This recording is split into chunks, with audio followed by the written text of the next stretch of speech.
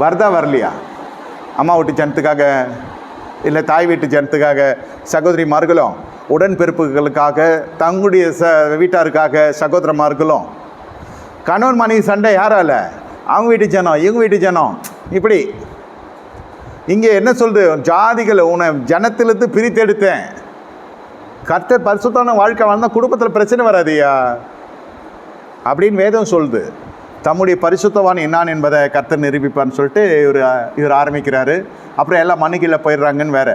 ஏன் இதை நான் சொல்லுகிறேன் என்றால், இது அடுத்தது என்னாகும் 20:13 வாக்குவாதம் பண்ணினதுனாலும் அவருடைய பரிசுத்தத்தை விளங்கினதினாலும் மேரி சேபாவின் தண்ணீர் எண்ணப்பட்டது. ஆனால் இது அந்த இடத்துல இவங்க போயிட்டான், வாழ்க்கை எழுந்துட்டாங்க. மோசே போக முடியல.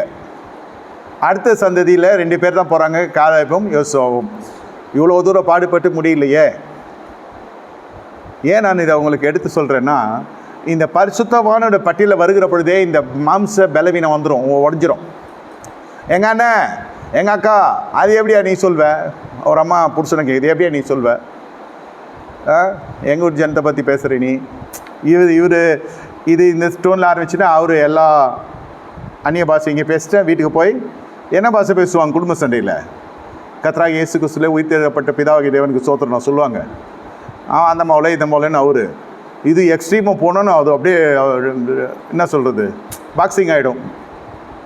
இது அதை அடிச்சிக்கிறது, அது இதை அடிச்சிக்கிறது, சும்மா கலகலன்னு ஆகிடும் வீடு. எல்லாம் முடிச்சுட்டு குடும்ப ஜெபம் பண்ணுவாங்க. இல்லை பண்ண மாட்டாங்க. மறுநாள் அந்த வீதியில் நம்ம போனோம் இல்லையா, பசங்களாம் இருக்கிறாங்க இல்லையா, இது ரொம்ப அவமானமாக இருக்கும் பிள்ளைங்களுக்கு. இந்த குடியெல்லாம் இருந்து வந்து அது வேறு ஸ்டேஜ். இப்போ குடிக்காமே நம்மளால் அழகாக பேசுகிறார்.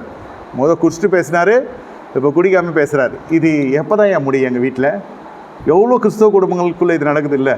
காரணம் என்னென்னா, இந்த பேட்டர்னுக்குள்ளே இன்னும் வரல. எந்த பேட்டர்னு? எந்த சபையை விட்டு என் சபைக்கு வந்துருங்கன்னு சொல்லலான்னு. ரட்சிக்கப்பட்ட நீங்கள் நீதிமானாக்கப்படல. நீதிமானாக்கப்பட்ட நீங்கள் பரிசுத்தவானுடைய அந்த கட்டத்துக்குள்ளே வரல.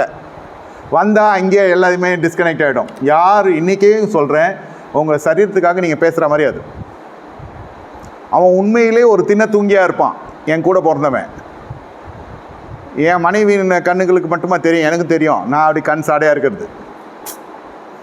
அதே அந்தம்மா கண்டுபிடிச்சி ஏதோ சொல்கிறப்ப நீ அப்படி சரி நெஞ்சு நிமித்தின்னு போகிறது.